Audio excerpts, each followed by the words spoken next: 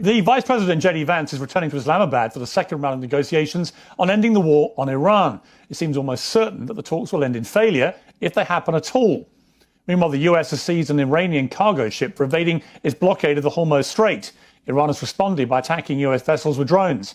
Tehran is currently saying it has no plans to attend any talks. All of this just days after President Trump announced that Iran had, quote, agreed to everything with an apparent mega deal on never closing the strait again, as well as turning over all of their so-called nuclear dust. The religious overtones have become a big inflection point in the Iran war. Many conservatives have criticized War Secretary Pete Hegseth for repeatedly invoking the Bible in his press updates on US attacks. Some of the president's most loyal supporters were very uneasy about his expletive-laden Easter rant and the subsequent vow to end civilization.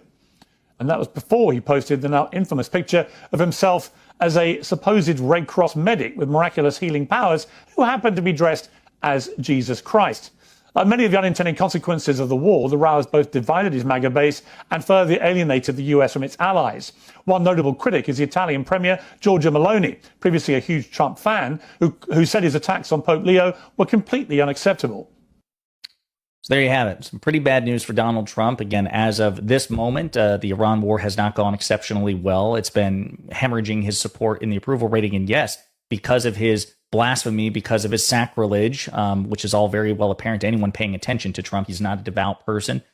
He is antithetical to Christ's teachings. He is the ultimate demonstration of conservative evangelical hypocrisy, that they would elevate him and worship him in such a way, even though he's much further from Christ than any Democratic politician.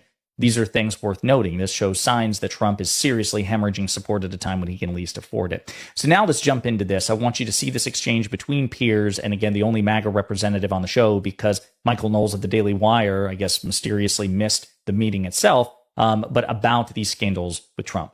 Well, welcome to all of you. Pastor Doug Wilson, welcome to you, to Uncensored. I've just interviewed the former Prime Minister of Italy, Matteo Renzi, who said that President Trump had been blasphemous with the imagery he'd been posting about himself as Jesus Christ, and he angrily condemned Donald Trump's attack on Pope Leo. What is your response to that?